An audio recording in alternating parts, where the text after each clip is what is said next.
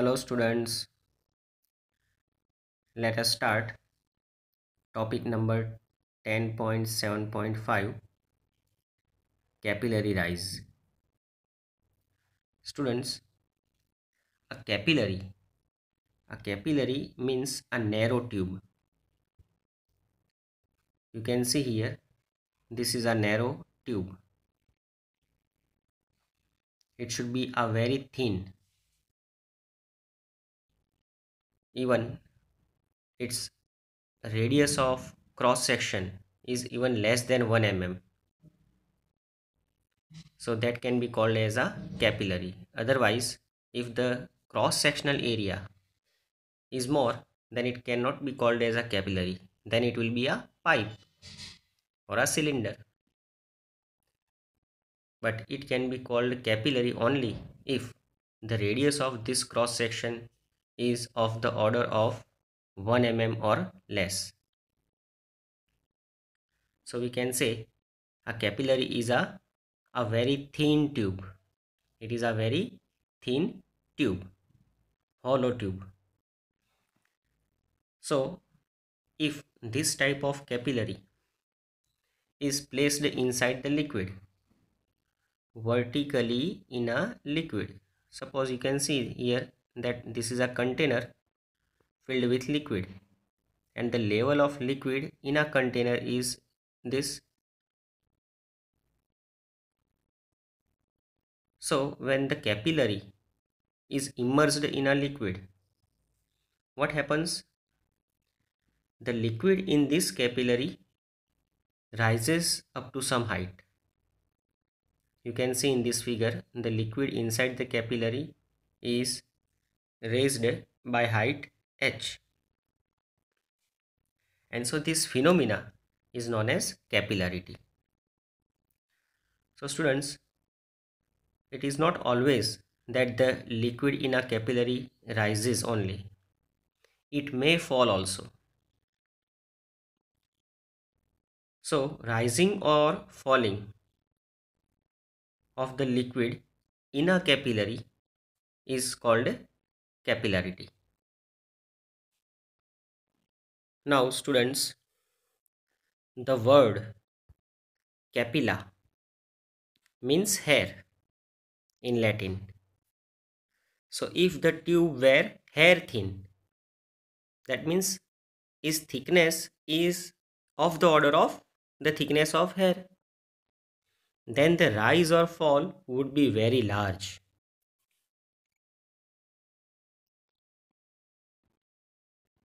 You can see here in this figure, it is clear that if in a container water is filled and if a capillary made up of glass is immersed vertically inside it, then angle of contact between the glass and the water is less than 90. So in that case, what happens? Water will rise inside the capillary because angle of contact is less than 90 between the water and the glass that we have studied in earlier topic. But you can see in this next figure, here the container is filled with mercury, and if the same capillary made up of glass is immersed inside the container filled with mercury, then the level of mercury inside the capillary is lower than that of the container. So here in this you can see there is a fall of liquid inside the capillary, and here in this case, that is in a first figure, there is a rise of capillary. For mercury, the angle of contact is greater than 90, and so the liquid, that is mercury, does not stick with the glass,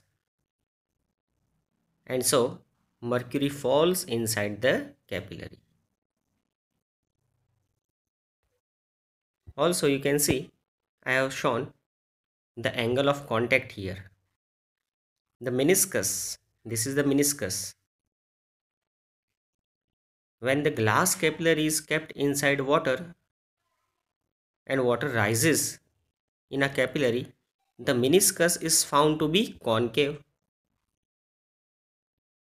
An angle of contact between the glass and water, you can see here, this is the contact of glass and water, and this is the tangent made for this curved part. So this angle is angle of contact. So angle of contact here you can see it is less than 90. Now you can see in this figure, inside the capillary you can see the meniscus, it is convex,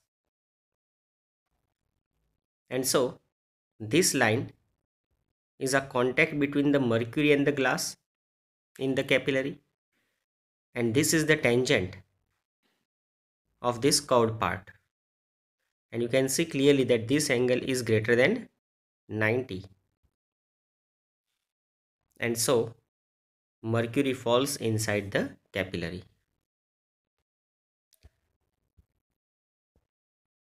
And so the phenomena of rise or fall of liquid in a capillary, that is a narrow tube, is called capillarity.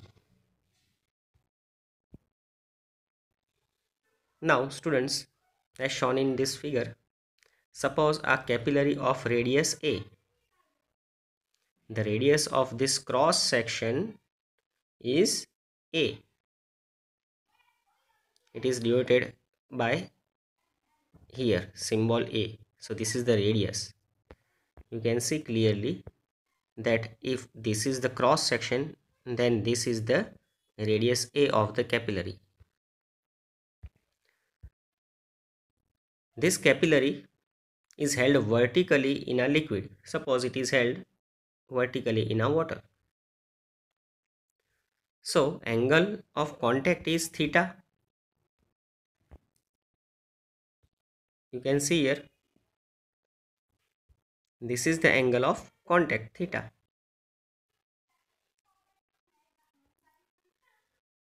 Now students, here this small a is the radius of capillary, and this is the meniscus inside the capillary, meniscus of liquid which has risen up, and we know that as it is a curved part and every curved part is a part of some circle,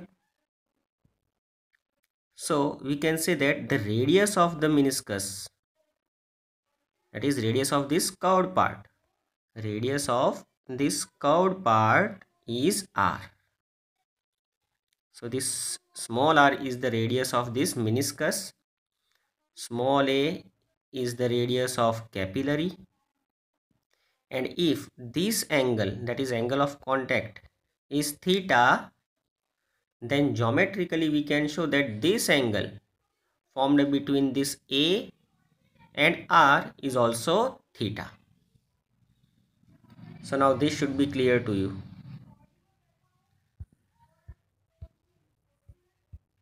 So I have mentioned here, this theta is the angle of contact.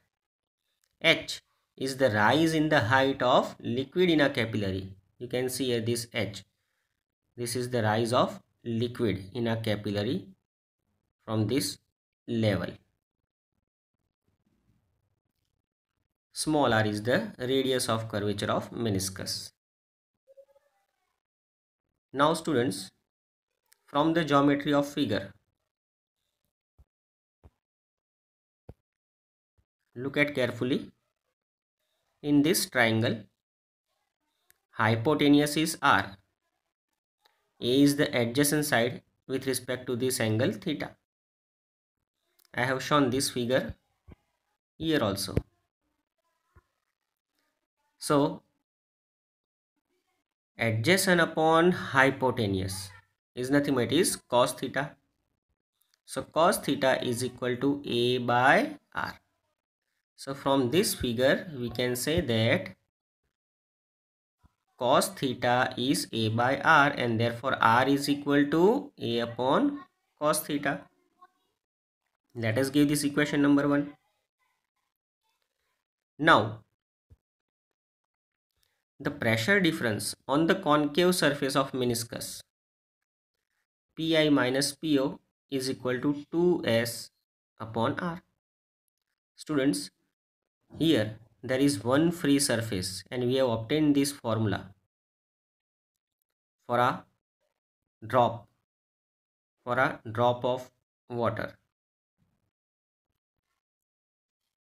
So applying this formula here, having one free surface, you can see why it is one free surface. For this meniscus, inside this capillary there is water, and here at this part there is air. So this curved part has one free surface in contact with air, and so pressure here is more and pressure here will be less. Pressure on the concave surface is Pi and on the convex surface is Po. So we can take the difference Pi minus Po. So Pi minus Po is equal to 2S upon R, where S is the surface tension of this liquid. So students, we have studied this for drops and the bubbles, and we have obtained this equation. Now from equation number 1, if you put R is equal to A upon cos theta in this equation, then you will get pressure difference Pi minus Po is equal to 2S by A cos theta. What we have done? Simply value of R from equation 1 is kept here. So we obtain this equation number 2. Now students, we know that in a liquid, at all the points which are at a same height, their pressure will be same. So here we have taken a point A outside the capillary on the surface of the liquid. So that pressure is suppose Pi. So at the same level, that is at the same horizontal level, pressure inside the capillary at point B must be same, that is Pi only. This is like a Pascal's law. At a same height, the pressure remains same. So here at point A as well as at point B, the pressure should be same. So that is Pi. Also, here in the capillary, there is a liquid up to height h. So there is a pressure related to height h also, and that pressure can be called as P is equal to rho g h, pressure due to liquid column. So now considering this, we can write Pi is equal to Po plus h rho g. Once again,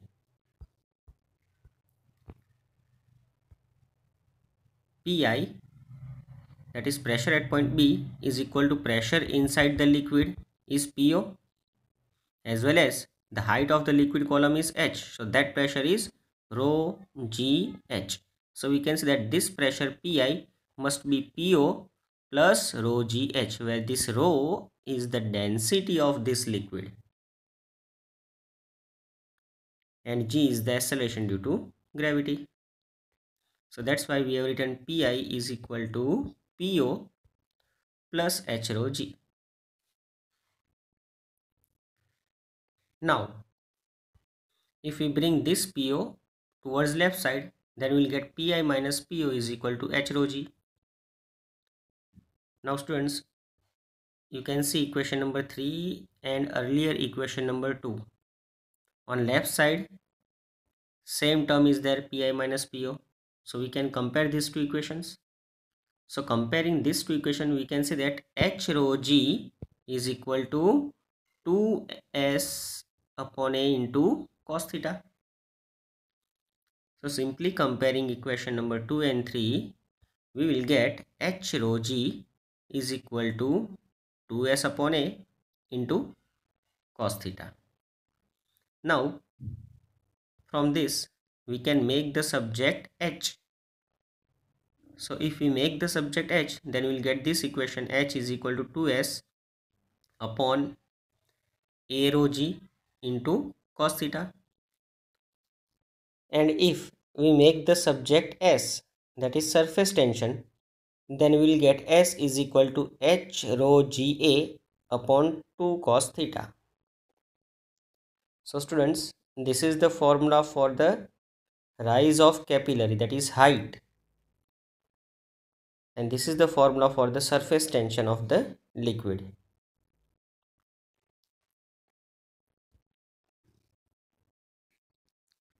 Now our next topic is about detergents and surface tension. Students, we know that we use water as well as soap or powder, washing powder, for washing clothes. Normal water cannot clean the clothes completely, because on the cloth sometimes there are stains of oil or grease which cannot be easily washed out with the help of water. And so washing with only water does not remove the grease or the stains. So when the detergents are applied to the water, the surface tension of water decreases. Also, the molecules of detergents are of the shape of hairpin. That means they are hairpin shaped. And so, one end of that hairpin is attracted towards water and the other end is towards the molecule or grease or any other stain. And so, a water oil interface is produced. Students, you can see in this figure, this is normal water, and suppose these detergents are applied. The molecules of detergents are hairpin shaped, and so now what happens? These molecules of detergents, they simply stick with the stain. These are stains on the cloth, and so when they stuck with the stains, a water oil interface is attained. You can see here in this figure, one end of this molecule having shape of hairpin is attracted towards the stains or the grease, and the other end is towards the water. So in this way, water oil interface is obtained. Now if we rinse this cloth under a large amount of water, what happens? These molecules get washed under the water and they also pull out the grease or the stain. Also students, we know that sometimes to wash the clothes we use warm water. It is because water with some large temperature than the room temperature has a surface tension less than the water at a room temperature. So students, here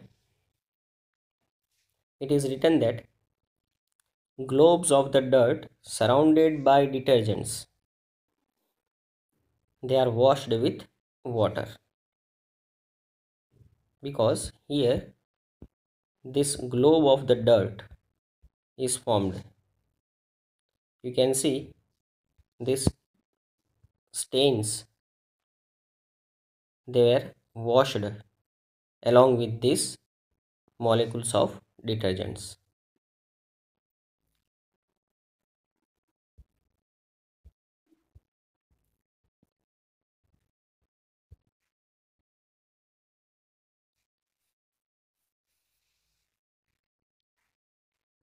So students, this kind of process using surface active detergents or surfactants is very important, not only for cleaning but also in recovering oil, mineral ores, etc. Now example number 10.12. Students, here given that the lower end of the capillary of diameter 2 mm is dipped 8 cm below the surface of water in a beaker, and we want to find the pressure required in the tube, that is in a capillary, in order to blow hemispherical bubble at the end in the water. Here given that the surface tension of the water is 7.3 into 10 raised to minus 2 Newton per meter, and atmospheric pressure we have to take 1.01 into 10 raised to 5 Pascal. Density of water is 1000 kg per meter cube. Value of G is 9.8 meter per second square. Also, we want to calculate the excess pressure in the bubble.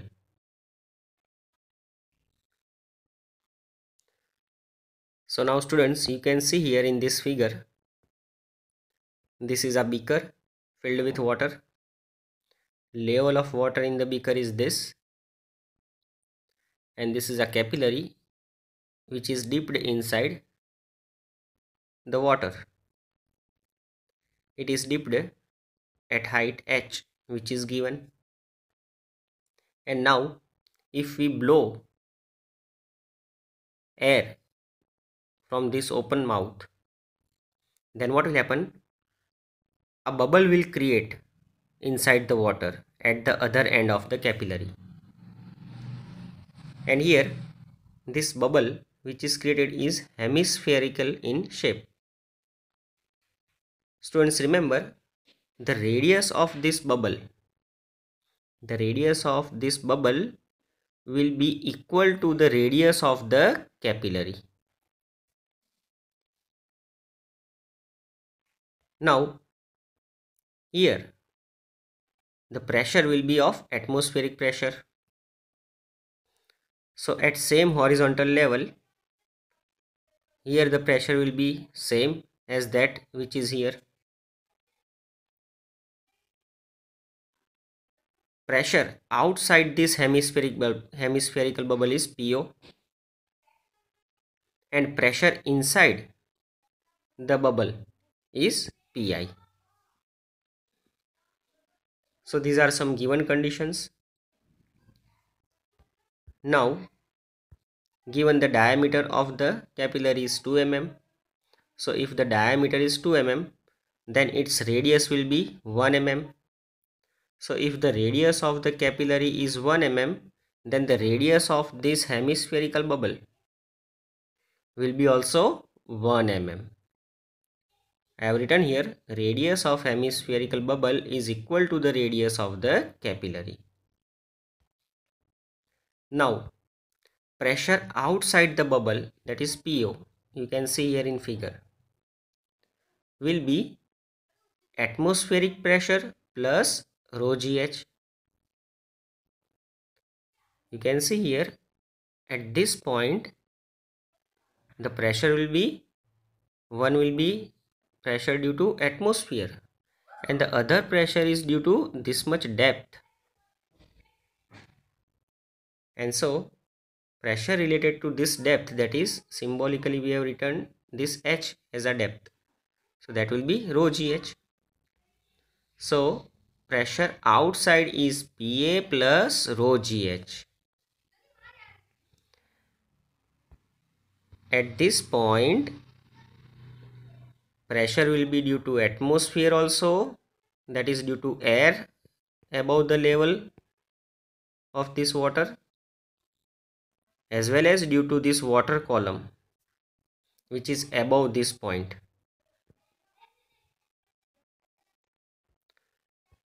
Now atmospheric pressure is given 1.01 into 10 raised to 5, so we have written this plus rho gh, where rho is given, g is also given, and height is 8 centimeter, that is also given. So rho 10 raised to 3, 1000 means 10 raised to 3, g is 9.8 and height is 8 centimeter. So when we put the values, we have to put that in SI unit system. So centimeter has to be converted to meter. So 8 into 10 raised to minus 2. So now this centimeter is converted to meter. Now students, you can see if you want to add this two, then the power should be same. So here we will calculate by making the power same. So 1.0 into 10 raised to 5 as it is. When we calculate this, then we can write that value in the power of 10 raised to 5. Now in both this term 10 raised to 5 is common, so that is here. So simply add 1.01 and 0.00784. So you will get 1.01784. So finally we obtain this pressure outside this hemispherical bubble as 1.01784 into 10 raised to 5 Pascal. Students, this value you can round up to 2 decimal place. So if you round up this up to 2 decimal place, then you can write this as 1.02 into 10 raised to 5 Pascal. Now excess pressure in the bubble, because we know that if you want to blow the bubble, we need some extra pressure to be applied at the open end of the capillary. If we apply extra pressure at this open end, then this bubble will blow. So what is that excess pressure or extra pressure? So here excess pressure in the bubble, Pi minus Po, is 2SR. We have studied this for drops and bubbles. So students, here this bubble is in the liquid. So what will happen, as this bubble is in the liquid, for this surface here there will be water, that is outside the bubble there will be water and inside the bubble there will be air. So this line or this curved part is liquid air interface.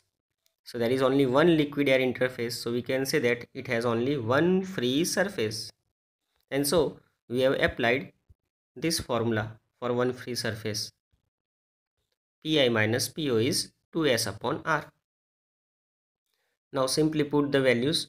To value of surface tension is given, radius is 1 mm, so 1 mm means it is 1 into 10 raised to minus 3 meter.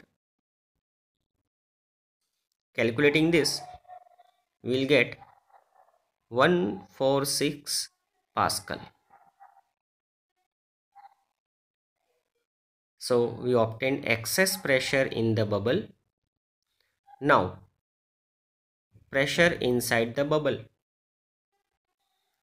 So from this equation number 2, if we make the subject Pi, then PO will come towards this side, so it will become positive. So we'll get 146 plus PO. Already we have obtained this PO here. So put value of PO from equation number 1. So you can see this is the value of PO. But this 146 has to be written in the order of power 10 raised to 5, because here value of PO is in the power of 10 of 5. So this 146 can be written as 0.00146 into 10 raised to 5, because while adding or subtracting, the power should be same. Now as the power is same, simply we can add these two numbers. So adding these two, we will get 1.02 approximately. And this common power 10 raised to 5 is this. So pressure inside the bubble is approximately 1.02 into 10 raised to 5 Pascal. So students, I hope you understood.